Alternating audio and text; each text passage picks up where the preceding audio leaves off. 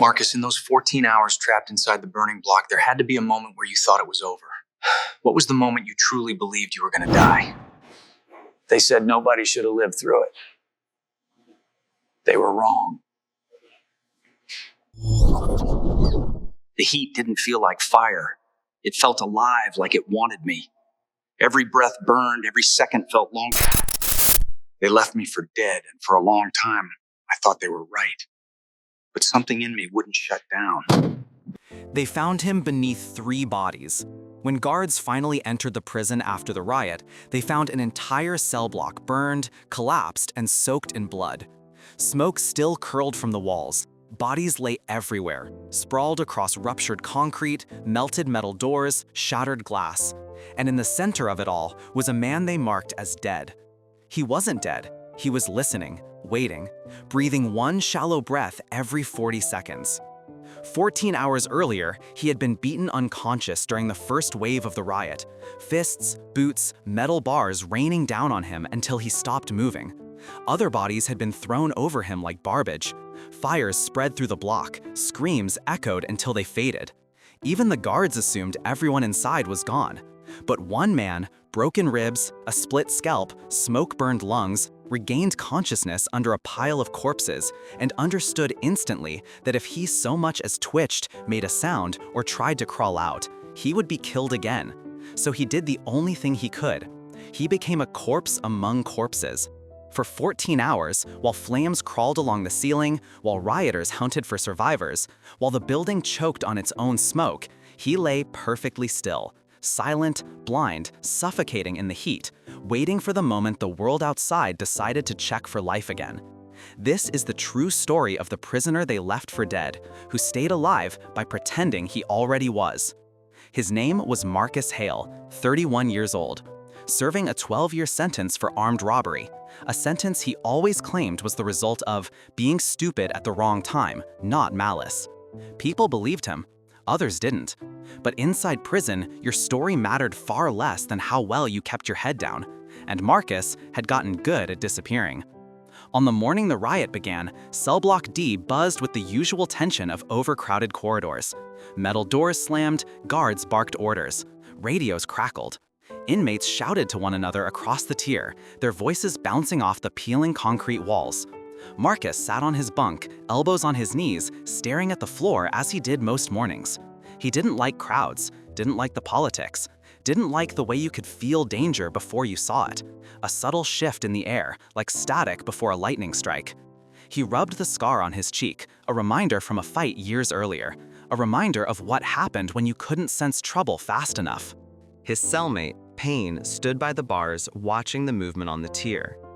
"You feel that?" Payne said quietly. Marcus didn't lift his head. "Yeah." Something was wrong. Too many whispers, too many eyes shifting, too many inmates keeping to corners, waiting. He heard a metal clang echo down the tier, sharp, deliberate, out of rhythm with usual morning noise. Guards stiffened. Radios crackled harder. Then another clang, then a shout, then the lights flickered. Marcus stood slowly. "Payne, get back." The scream hit a second later, the kind of scream that didn't belong in a place already filled with violence. A guard scream, short, cut off halfway. Then the explosion. Not a big one, something homemade, crude, but loud enough to shatter windows on the lower tier and fill the air with powdered glass. Then chaos tore through Cell Block D. Inmates surged like a wave. Boots thundered against metal walkways. Bodies rammed into cell doors. Guards rushed forward, shouting commands drowned out by screaming voices. Payne grabbed Marcus's shoulder. "We stay in the cell," he said. "We stay out of it." Marcus nodded, but the riot had already chosen its direction. 2 inmates rushed past, one wielding a broken pipe, the other gripping a bundle of cloth soaked in some flammable mixture. They slammed it against the wall. Flames leapt into the air, crawling up peeling paint. A guard stumbled backward, bleeding from the face, taser falling from his hand. Marcus instinctively moved towards him. Not to help, just reflex. The kind of reflex still wired into him from a world that treated injuries differently. He didn't get 2 steps before a fist cracked into the side of his head. The world spun. He staggered. Another blow, and another. Boots crashed into his ribs. His vision blurred. His ears rang, his mouth tasted blood. He dropped to his knees. Someone shouted, "Leave him, he's done." The next strike came from behind. Metal, cold, heavy. Everything went black. When consciousness returned, it came like a flickering bulb. On, off, on again, each blank revealing something worse. The heat, the smell, the weight. Something pressed heavily on his torso. Something else laid across his legs. His face was pinned sideways against the dirty concrete, cheek crushed into grit and dust. When he inhaled, smoke slipped into his nose, clawing at his lungs like invisible nails. He tried to move his hand. It didn't budge. He tried to move his leg. Pinned. He tried to breathe deeply. Pain exploded across his ribs. The crackle of flames drifted somewhere nearby, climbing higher, growing louder. Then voices. Low, close, moving through the block. His eyes widened slowly. He couldn't see anything, just darkness and the blurred underside of a lifeless arm resting across his face. But he heard their footsteps. He heard the scrape of boots dragging metal. He heard something far worse. Laughter. The rioters weren't done. They were hunting. Marcus froze. He didn't blink. He barely breathed.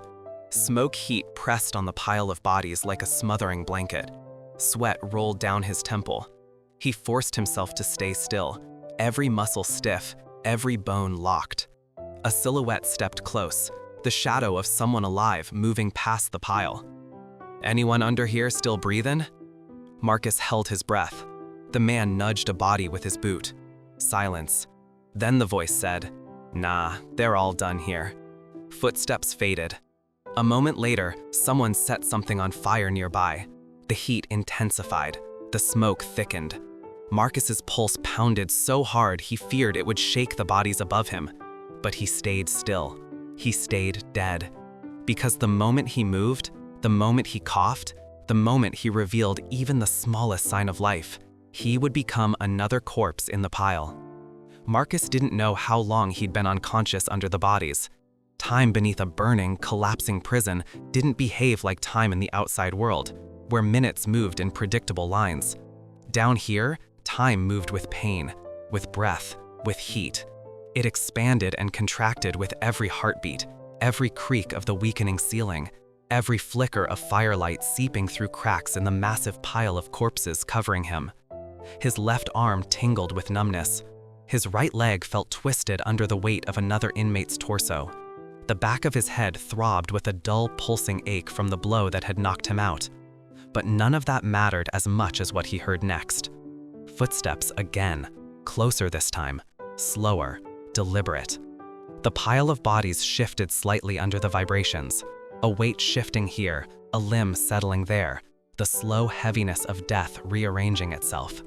Marcus felt his own chest compress further under the movement. He forced himself to exhale just a little, just enough to keep from suffocating. 2 voices whispered somewhere above the heap. "You see 'em breathe?" "Nah, they're done, all of them." "You sure?" Some of them fake it. Not with this fire, they'd be coughing their lungs inside out. A boot landed on a back above Marcus, pressing down. The pressure drove the wind out of his lungs. His ribs screamed, but he stayed frozen. The man above him leaned harder, testing, probing, looking for movement. Marcus didn't blink, didn't flinch, didn't dare let air or leave his lungs. The foot paused, then slid off. The voices moved away, but they didn't go far. They stopped at the far side of the block, voices bouncing off the cracked concrete, speaking in low, rough tones that carried the dead weight of cruelty. "Get the mattresses, bring 'em here." Marcus's pulse thudded in his ears. Mattresses? In a riot? In a burning building? He knew exactly what they were planning. They were going to add fuel to the fire. The sound of dragging fabric and ripping foam echoed across the block. Someone laughed, a short, sharp sound without humor. Then a whoosh filled the air as flames jumped to new material, growing bolder, hotter, brighter. Heat pulsed through the bodies above him. Not just warmth now, heat, real heat. The kind that made sweat bead across his forehead, even through layers of flesh and clothing piled on top of him. He felt air shifting, sucked upward toward the growing flames, drawing more smoke downward to fill the void where he lay. He breathed shallowly, taking in tiny sips through the corner of his mouth where his cheek wasn't crushed flat against concrete. Each breath tasted like burned paint, like melting plastic, like the inside of an oven. He counted seconds between breaths. 1, 20, 25. He forced himself to wait. 28. Then a thin inhale. He knew if he took too much, his body would betray him. His chest would rise, the bodies would shift, someone would notice. So he rationed his breaths like a man rationing matches in a snowstorm. Each one precious, each one stolen. A distant collapse thundered through the building. Dust rained from above. A chunk of ceiling smashed onto the opposite tier with a deafening crack, sending echoes rolling through the smoke-choked prison. One of the rioters shouted under the roar, "Forget this block, it's all going down anyway, let it burn." The voices retreated, the fire didn't. Flames spread wall to wall now, climbing peeling paint, crawling up exposed pipes, licking the old wiring until sparks fell like fireflies. The heat beneath the bodies increased rapidly, like being buried under heavy blankets inside a furnace. Marcus felt the skin on his cheek burning against the concrete. His eyes watered, his breathing tightened as smoke seeped into the small pockets of air beneath the bodies. He tried to shift just enough to get his mouth away from a patch of melting synthetic fabric that released a nauseating chemical stench. Bad idea. The movement was small, barely a few centimeters, but the body draped over his back rolled slightly, its dead weight slumping onto his shoulder. The shift sent a cascade of dust into his mouth, choking him. His throat convulsed. He fought the urge to cough, his entire body tightening violently, lungs begging to expel the smoke clawing at them. Tears streamed down his face as he sucked in a silent, microscopic breath, praying to anything listening that his body wouldn't betray him.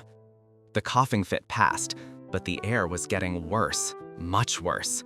Through the narrow slits between limbs and fabric, Marcus saw firelight glowing red and orange.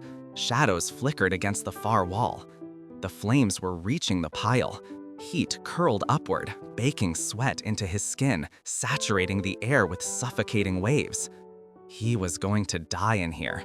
Not from the beating, not from the rioters, not even from the fire, from smoke, from suffocation, from the simple, brutal math of oxygen running out. He tried to push upward, instinct fighting logic. His hand pressed against the heavy body on top of him, a man twice his weight. The body shifted slightly, exposing a small pocket of fresher air.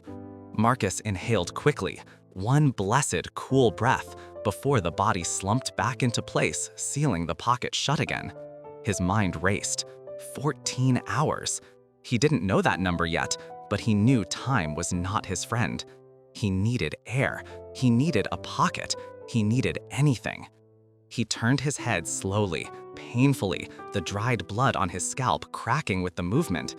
Then he saw it. A gap, tiny, dark, barely the height of 2 fingers, but a gap between the floor and a collapsed bench against the far wall. Smoke drifted under it lazily. Heat rising above meant the lowest air was still the cleanest. He had to get there, but first he had to get the bodies off him.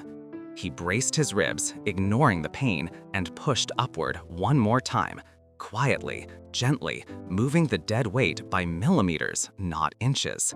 The top corpse shifted just enough for him to slide his arm out. Then the second corpse moved slightly when he angled his shoulder beneath it. He paused, listened. No footsteps, no voices, just the fire. He pushed again, slow, quiet.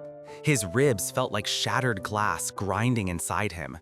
His arms trembled, exhausted, slick with sweat and powdered ash. But he kept pushing until his torso slicked free. His legs were still pinned.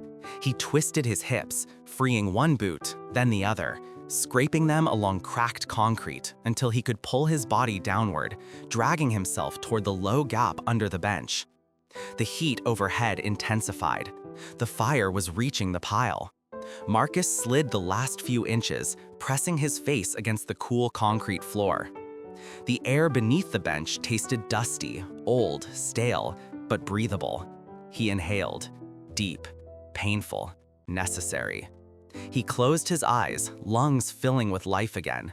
But when he opened them, he saw movement through the flames, a silhouette, alive, walking back into cell block D. Not a guard, not a rescuer, another inmate, dragging a metal pipe behind him and checking the bodies again.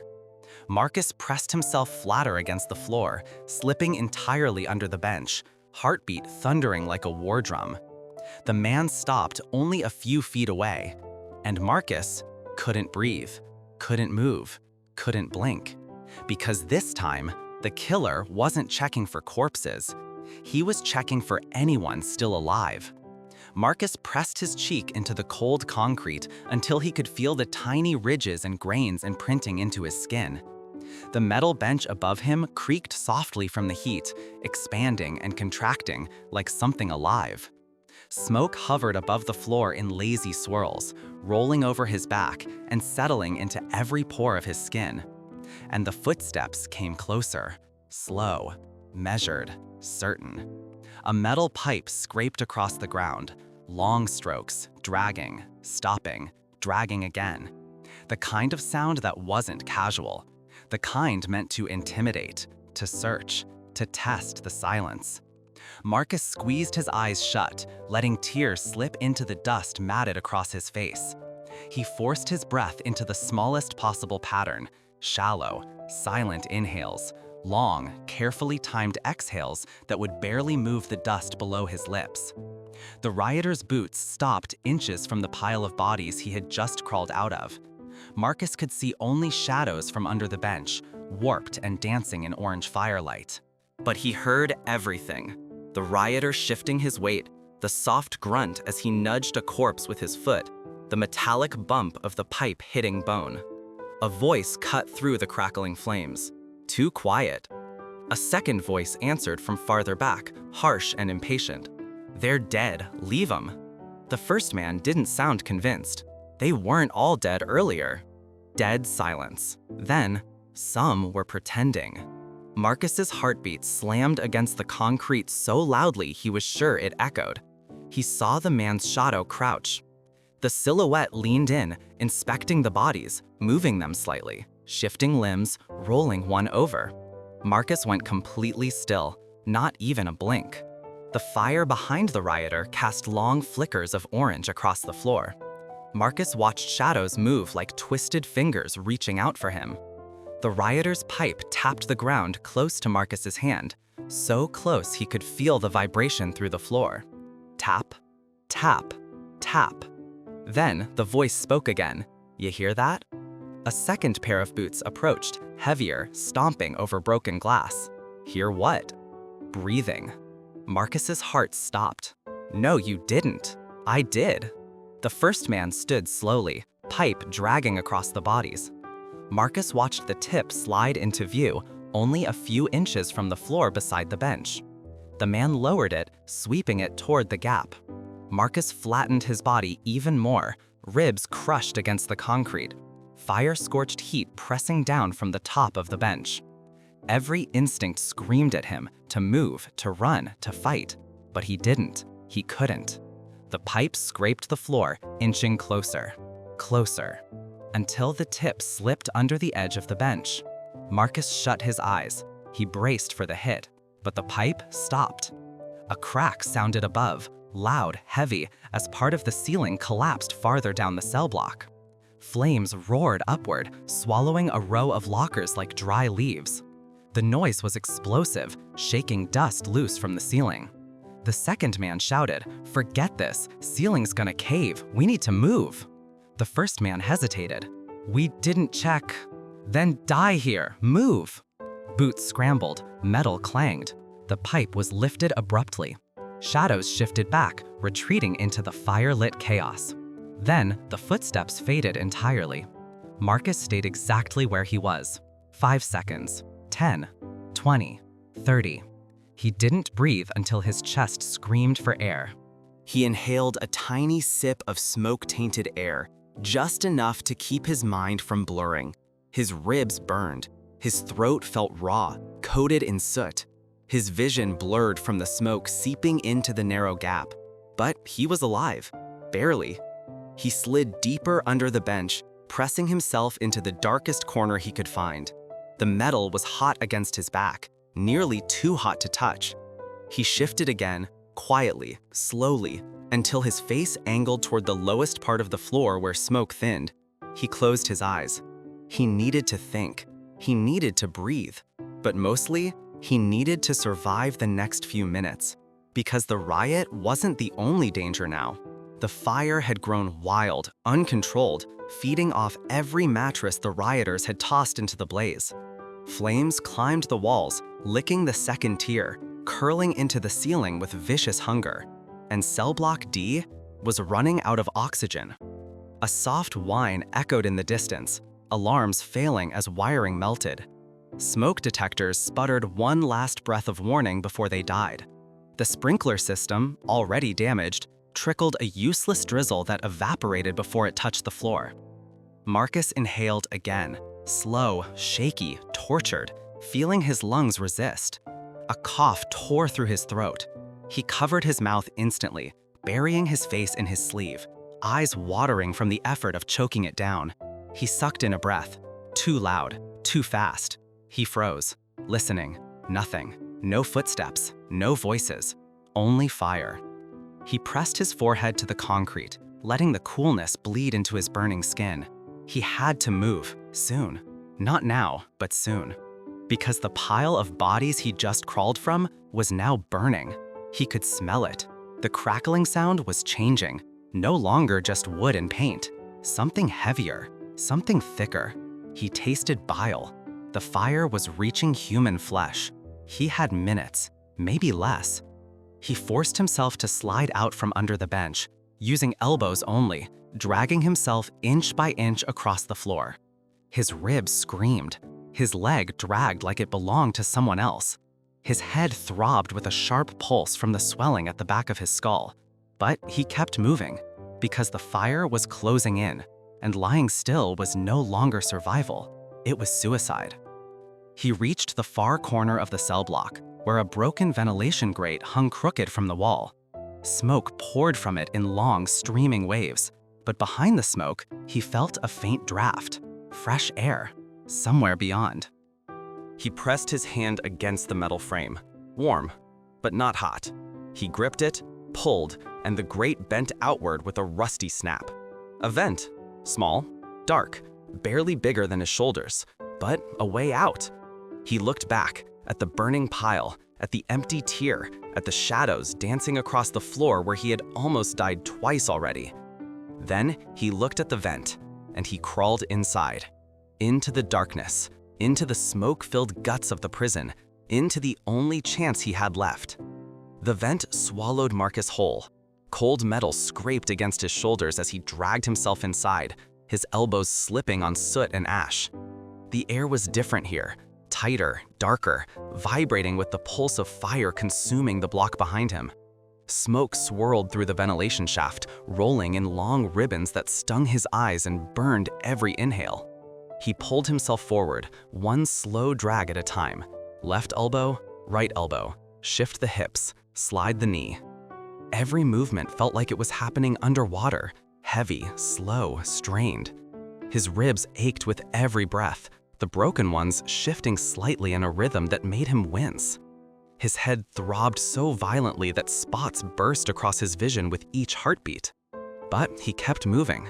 Behind him, flames reached the vent entrance, flickering like hungry fingers trying to pull him back. He didn't look. He didn't need to. He felt the heat chasing him, a living thing, gaining strength. The shaft narrowed as he crawled deeper. He angled his body, pressing his cheek against the cold metal to squeeze through a tighter section. His ankle caught on a screw jutting from the bottom panel. He twisted, freeing himself with a hiss of pain. Then, the building shook. A deep, rolling rumble shuddered through the entire ventilation system, making the sheet metal vibrate under his chest like a drumhead. The riot wasn't the only catastrophe. The fire was making the building lose structural integrity. He froze, listening. A huge section of something, ceiling, wall, he couldn't tell, came crashing down above the block he had just escaped. The blast of sound echoed through the vents, making dust rain from seams and joints. Marcus kept crawling. The vent branched left, then right, then narrowed into a diagonal slope that forced him to press his body flat against a bottom panel and shimmy upward. His palms burned as metal heated under him, warmed by fire traveling through ductwork and walls. He reached a junction grate. Light flickered through it, orange, violent, moving. He pressed his eye to the slits. A hallway lay below. Ceiling cracked, walls blackened, sprinklers sputtering weak streams that evaporated before they hit the floor. And smoke, thick, swirling, choking, rolling just beneath the ceiling. He listened. Screams echoed far away. Metal crashed. Boots pounded in some distant part of the building. Not guards, not firefighters, inmates. The riot was still ongoing. He forced himself to move away from the grate before someone looked up. His palms slid across soot. His elbows dragged. He kept following the duct, trusting the faint movement of air to guide him. But then, he smelled something different. Gas. A faint leak drifting through the ventilation system. Sharp, chemical, unmistakable. The fire had ruptured a gas line somewhere. The air tasted wrong now, metallic and dangerous. One spark inside this vent and he'd be vaporized. He crawled faster. The duct dipped sharply downward. He followed it, sliding uncomfortably until metal curved beneath him. He lost grip for a moment and slid 2 feet, slamming his shoulder against a junction panel. Pain radiated through him like a shockwave. He clenched his jaw hard enough to grind teeth. His vision blurred. He blinked until it cleared. Then he heard something that turned his stomach cold. A cough. Not his, echoing faintly through the duct. He froze. Another cough. Closer. Someone else was in the ventilation system. A shadow shifted in the metal ahead, a flicker of movement lit by distant firelight. Marcus held his breath. The voice that came next was rough, strained, dripping with panic. "Help! Anybody there? Please!" Not a rioter, not a guard. Another prisoner. Trapped, desperate, crawling toward the sound of movement, toward Marcus. Marcus said nothing. He couldn't risk sound, couldn't risk drawing anyone to him. Not in a vent filled with gas, not when the duct carried sound like a megaphone. But the other inmate dragged himself closer anyway. Metal clanged softly. A hand slapped against the inside of the duct.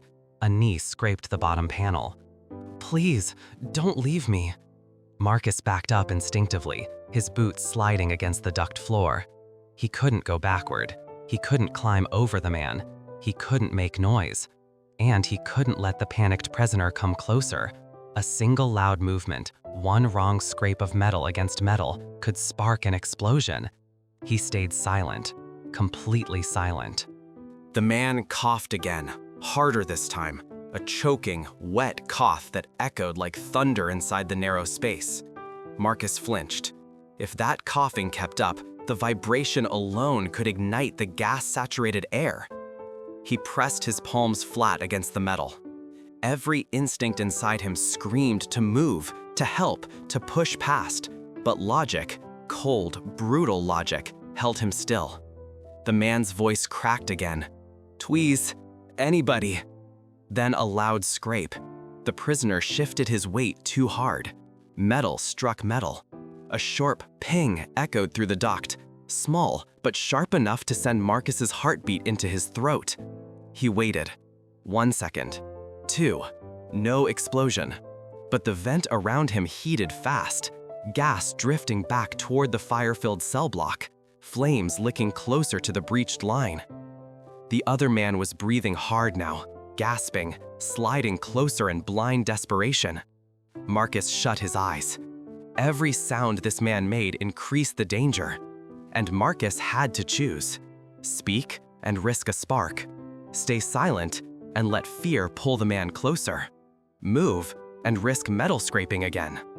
Then the coughing returned, violent, uncontrollable. Marcus whispered, barely audible, barely breath, "Stop." The coughing halted instantly. Silence filled the duct.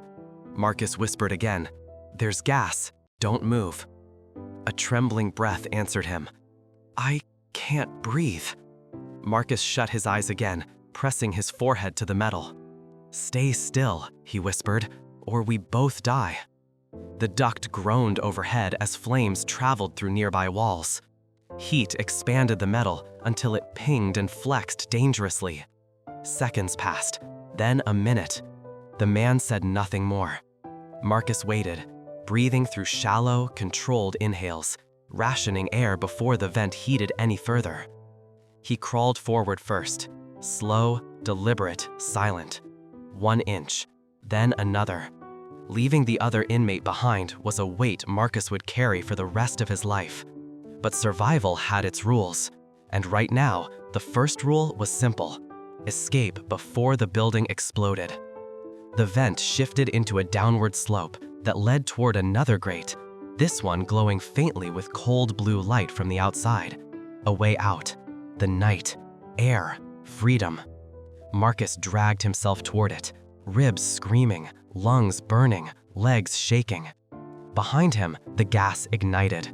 A muffled explosion tore through the walls, a bloom of orange fire lighting the duct from behind, sending a blistering wave of heat racing toward him. Marcus didn't think. He didn't plan. He dove, rammed his shoulder into the grate, hard enough to tear the skin. The grate snapped. He fell through, into a hallway, just as the vent behind him exploded in a roar of orange fire. The world slammed back into Marcus in a blur of fire and metal. When he burst through the grate, he hit the hallway floor shoulder first, sliding across soot and shattered glass. His ribs screamed. His palms tore against rough concrete. His vision pulsed white for a second as smoke rushed around him in a swirling cloud. Then the explosion hit. A thunderous boom shook the entire corridor as the vent behind him erupted, vomiting a spray of orange fire and splintered sheet metal into the hallway. The blast wave rolled over him like a hot fist, knocking the breath from his lungs and peppering his back with sharp debris. He lay flat, chest heaving, coughing through raw smoke that clawed at his throat like razor wire. The air here wasn't clean, just less deadly than the inferno behind him. He pushed himself onto his elbows. Above him, the ceiling cracked with a long, groaning shudder, plaster falling in clumps, paint curling, pipes dripping molten plastic. The building was dissolving around him. He had to move. Marcus dragged himself up onto his knees, legs trembling uncontrollably, ribs shifting like loose wood under his skin. He braced a hand against the wall and staggered to his feet. The hallway stretched ahead in flickering blue emergency lights, warped by smoke. Doors hung crooked from their hinges, windows were blown out, electrical cables dangled like vines, spitting weak sparks. Somewhere far off, a guard shouted over a radio, "Unit Bravo, fall back, the east wing is compromised. We can't reach D block, the fire curtain jammed. We don't know if anyone's alive in there." Marcus's breath caught. They weren't coming in. The guards were retreating. The prison was being abandoned to the flames. He stumbled forward, one hand sliding along the wall for balance. Every breath felt like a fist inside his chest. His heart thudded so hard it made his vision tremble. He turned the corner and froze. 2 rioters stood at the far end of the hallway, silhouetted in firelight leaking from a burning office behind them. One held a broken broom handle, the other dragged a length of chain along the ground. They hadn't seen him yet. Marcus pressed himself into the shadow of a doorway, barely breathing. The 2 men argued, their voices distorted by panic. "We gotta get out before the roof goes!" Which way, genius? Everything's on fire! Try the north stairwell. I saw guards running that way. You go. I'm checking who's left. Marcus stiffened. Checking who's left. Checking for survivors. Checking for people like him. He shrank deeper into the doorway shadow, plaster flakes sticking to his sweat-soaked skin. The man with the chain stepped closer, looking through open doors one by one. Marcus's pulse pounded in his ears. The rioter kicked a body lying in the hall, swore when it didn't respond, moved on. 10 feet away, 8 feet, 6. Marcus forced himself to blink only when smoke burned his eyes too badly to keep them open.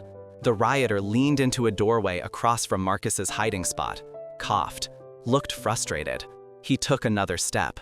He was almost at the doorway Marcus was hiding in.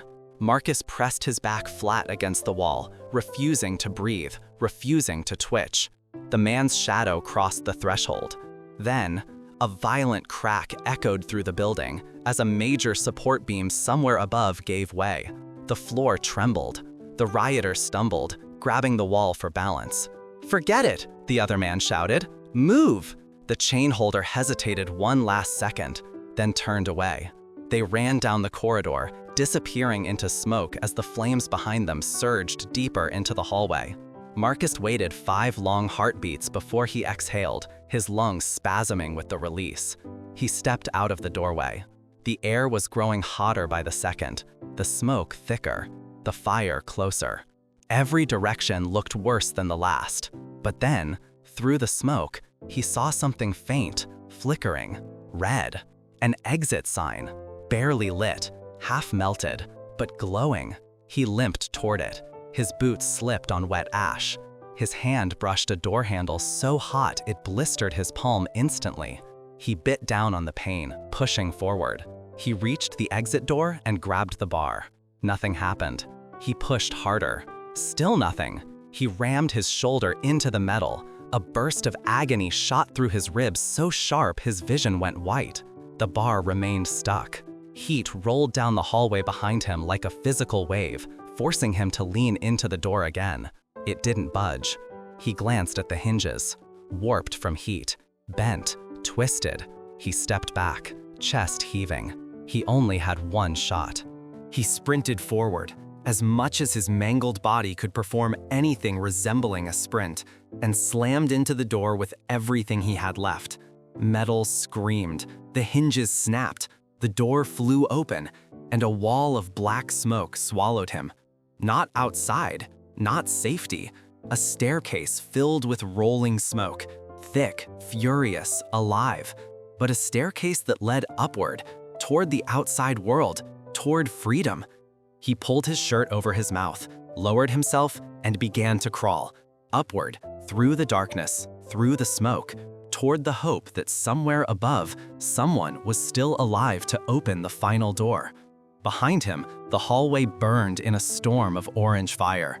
Ahead of him, the staircase promised salvation and possibly another trap. Marcus kept climbing, one step at a time, because stopping meant dying.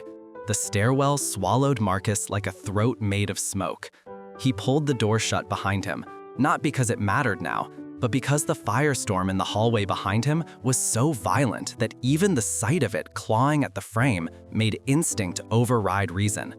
The moment the door clicked into place, the roar dulled, replaced by the low, suffocating hum of smoke-filled silence. The staircase spiraled upward into darkness. Every step disappeared into a thick, churning fog. The emergency lights flickered like dying stars. Marcus crouched low, dragging the collar of his shirt over his mouth, coughing into the thin cotton. It did nothing to filter the smoke. His lungs seized, his ribs burned. He pressed a hand against the wall to steady himself. The concrete felt warm, too warm. The fire was spreading through the structure itself. He took one step upward, then another, then a third. The smoke thickened with each foot of elevation, curling into his nostrils, coating his tongue with bitter carbon, burning the back of his throat. His vision blurred at the edges. His eyes watered, streaming down his cheeks in hot lines that cut through the soot. Halfway up the first flight, his knees buckled. He caught himself on the railing. a railing so hot it burned through his skin. He yanked his hand back, gasping through clenched teeth, pressing the back of his wrist against his shirt to cool it. He couldn't stop. Stopping meant collapsing. Collapsing meant dying. Dying meant letting the riot finish what it started. He climbed. His foot slipped on ash. He fell forward onto the next step, palms hitting the concrete with a loud smack. He stayed there, head down, coughing, lungs writhing like they were trying to escape his chest. He forced himself to lift his head, and he froze. At the top of the staircase, barely visible through the smoke, a metal gate loomed. Heavy, reinforced, a correctional security barrier used to lock down sections of the prison. It was closed. A wave of disbelief washed through him, then fear, then something close to rage. He dragged himself up another step, then another.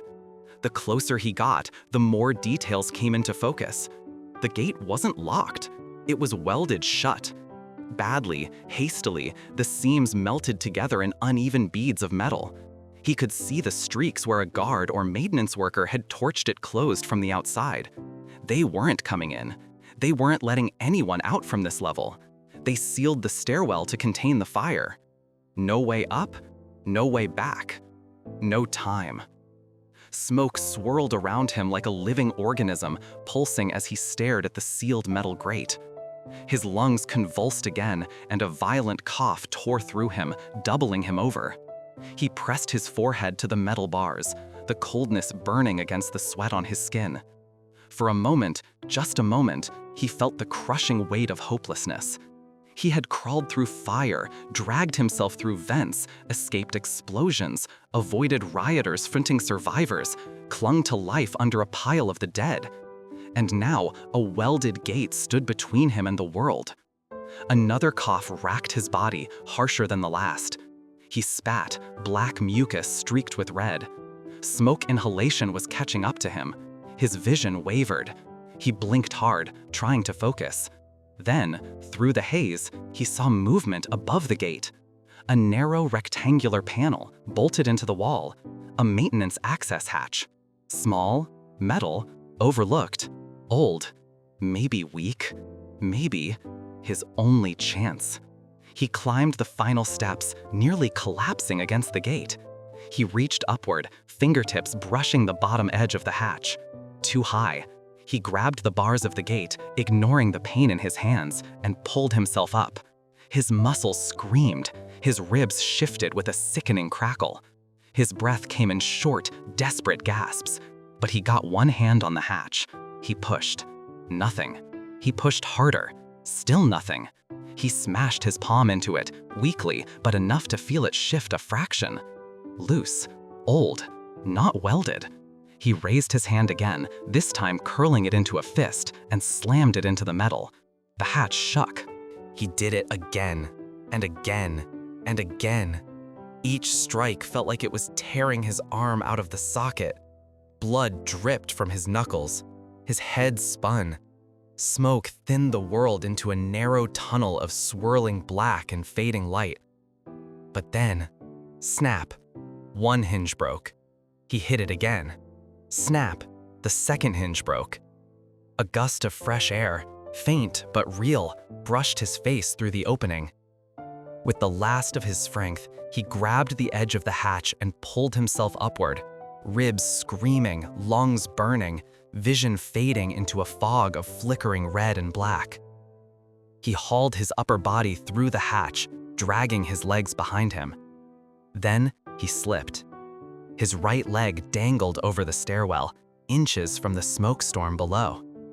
For a terrifying second, he thought he would fall, tumble backward into the darkness, into the fire that would swallow him in seconds. He kicked upward, scraping his boot along the metal frame, clawing for purchase. His foot found the edge. He pushed, and he pulled himself into the maintenance crawl space, collapsing onto the dusty floor. The door to freedom, or something closer to it, lay somewhere ahead, but Marcus couldn't see it. He rolled onto his back, chest rising and falling in shallow stutters. His vision blurred, his fingers tingled. His breath rattled like broken glass inside his lungs. He blinked once, twice. The world went soft, quiet, warm. He was losing consciousness. He tried to speak, but no sound came from his smoke-scarred throat. The edges of his vision dissolved into a gray haze. He closed his eyes. Just for a second. Just 1 second. But the fire hadn't given up, and neither had he. The darkness didn't come all at once. It seeped in slowly, like ink sliding across paper, filling the edges of Marcus's mind before blotting out the center. He drifted somewhere between waking and oblivion, suspended in a thick fog where sound moved slowly and thoughts moved slower. His lungs strained against the weight of smoke embedded deep within them. His heartbeat echoed faintly, like it was coming from another room. Somewhere far away, a structure groaned, heavy, metallic, threatening collapse. A pulse of fear sparked somewhere inside him. Weak, distant, but enough. He inhaled sharply. Pain stabbed through his chest and dragged him violently back into consciousness. His eyes snapped open. For a moment, he didn't know where he was. The world was a blur of shadows and dust. His brain couldn't distinguish ceiling from floor, vent from wall, smoke from darkness. Then, memory came back in fragments. The riot, the bodies, the vent, the explosion, the gate, the hatch. He was in a maintenance crawlspace, a narrow tunnel above the sealed stairwell, a tunnel leading somewhere, anywhere that wasn't burning. If he stopped now, he would die. Marcus rolled onto his stomach, coughing so violently that blood spattered onto the dust beneath him. The floor vibrated under his hands. Distant footsteps? No, the building shifting under extreme heat. Time was running out. He crawled. His elbows dragged across rough metal grates, scraping away layers of skin. His knees thudded heavily, trembling every time they took weight. His breath rattled in his lungs, each inhale a battle, each exhale a surrender. The crawlspace tilted upward slightly. He followed it, eyes squinting through the haze, searching for any sign of light, any draft, any sound that didn't belong to fire-consuming steel. He reached a turn, then another. The crawlspace forked into two paths, one descending into deeper darkness, the other slanting upward toward a faint, almost imaginary glow. He turned toward the light. The air grew marginally cooler, not fresh, not clean, but less suffocating than the belly of the stairwell. He pulled himself faster, fueled by instinct more than strength. His hand hit something solid, a metal mesh panel. He blinked until it came into focus. A grate, a large one, bolted shut. But behind it, movement, figures, flashing lights, shadows bending and shifting, voices, muffled, urgent, guards. He pressed his ear to the metal mesh. The voices came clearer. Fire spreading to the admin wing. We can't go back down, it's not safe. Any chance survivors are left in D block? Not after that collapse, that place is a tomb. Marcus's throat tightened. He rasped out a sound, faint, a whisper, but the smoke stole it, smothered it before it could escape his lips. He lifted a shaking hand and slapped the grate. A soft metallic tap, not nearly loud enough. He hit it again, harder. His palms stung, his ribs screamed, his lungs burned, but he hit it again and again and again. Each hit a plea, a prayer, a demand. Metal rattled weakly. Outside, voices continued, too far, too distracted. Marcus gathered the last fragment of strength left in his body and slammed his entire forearm into the grate. This time, it echoed. A hollow bang rolled through the maintenance corridor beyond the mesh. One guard stopped mid-sentence. "You hear that?" Marcus pounded again. The guard turned toward the noise. Another bang. Then a cough. Involuntary, ragged, choking. "Someone's in there!" Flashlights snapped toward the grate. Silhouettes moved closer. "Maintenance crawlspace? Check it! Get this panel off now!" Hands slammed tools against bolts. Metal screeched, sparks flew. The grate trembled as guards worked to unfasten it. Every second felt like another lifetime Marcus might not have. He sagged forward, forehead resting against the grate, breath sputtering in weak, uneven bursts. The bolts loosened. One fell, then another. The entire grate came free with a violent jerk, and cool air rushed into the crawlspace like a tidal wave. 2 guard helmets appeared. "Oh my God, he's alive! Get him out, now!" Hands reached in, strong hands, steady hands, hands that grabbed his arms and pulled, lifting him gently, supporting his ribs, his shoulders, his failing lungs. Smoke billowed out behind him as they dragged him into the corridor. His vision blurred. The bright light stabbed at his eyes. Voices overlapped in a dizzying chorus. Pulse is weak. He's barely breathing. Call medical. No, call them now. We thought everyone down there was gone. How the hell did he get up here? Marcus's lips parted. A whisper barely escaped. Hoarse, broken, ghost-like. Played dead. One of the guards leaned closer. What? Marcus's eyes fluttered halfway open. Played dead. His head rolled to the side. The last thing he saw was a guard's stunned face, equal parts horror, disbelief, and awe. Then his vision dimmed. His body relaxed. His breath slowed. Not from giving up, but because for the first time in 14 hours, he was safe. He let himself fall into darkness. Not smoke, not fear, not death, just unconsciousness. A clean, quiet void. And he knew, somewhere deep inside, buried beneath the pain and the fire and the suffocating terror, he had survived. The first thing Marcus felt was cold air. Not the burning rush of smoke-tainted currents swirling through vents, not the blistering heat of flames chewing through steel, not even the stale, suffocating pockets of death he'd hidden in hours earlier. This air was different. Clean, sterile, bright. A soft hum filled the room. Machines, monitors, oxygen flowing through tubes. When Marcus opened his eyes, the lights stung so sharply that he flinched, squeezing them shut again. A voice spoke softly. "You're all right. You're safe." He tried again.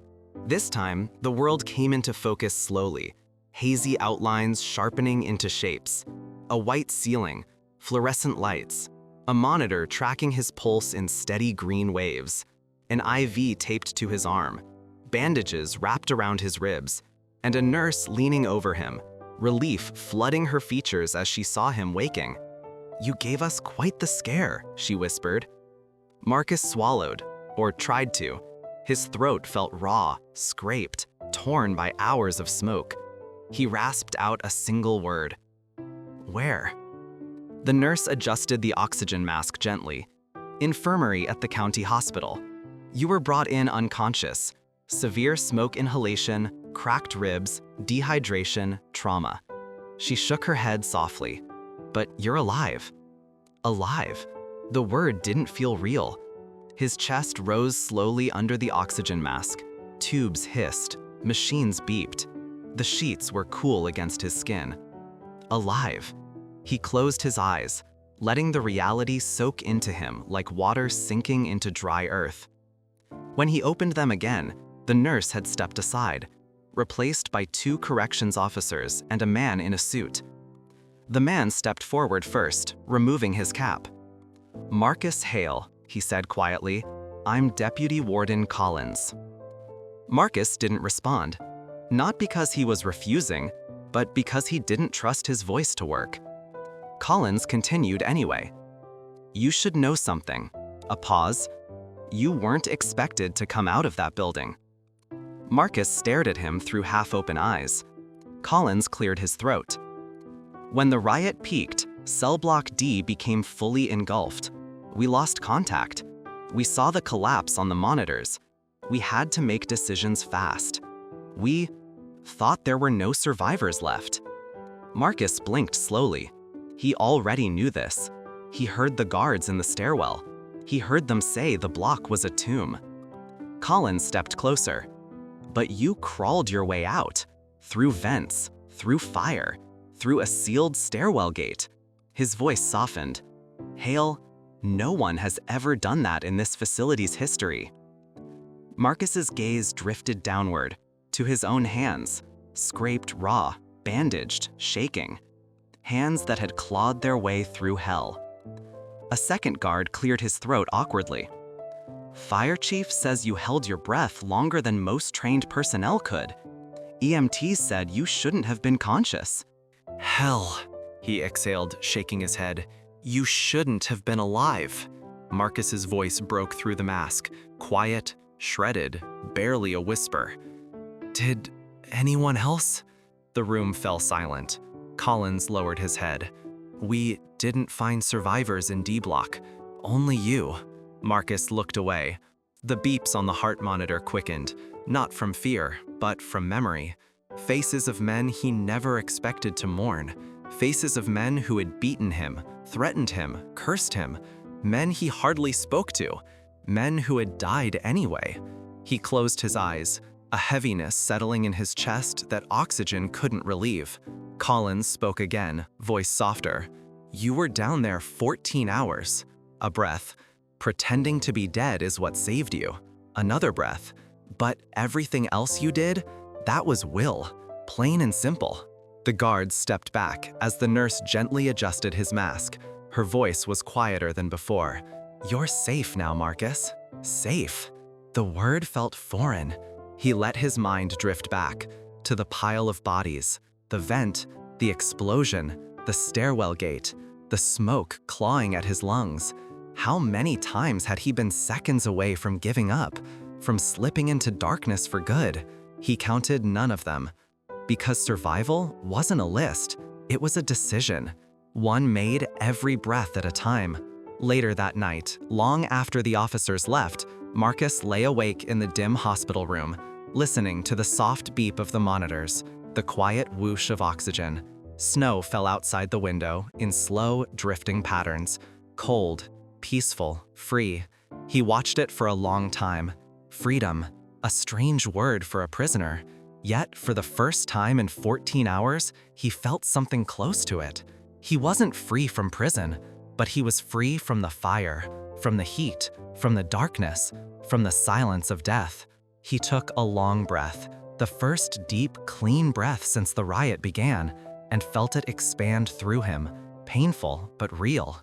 He whispered into the quiet room, voice rough but alive. I'm still here. Not a declaration, not a boast, just a simple truth. One that no fire, no riot, no beating, no collapse could erase. Marcus Hale had been left for dead, but he wasn't done yet. Not then, not now, not ever. And as snow fell quietly over the world outside, he closed his eyes, not in fear, not in exhaustion, but finally, in peace.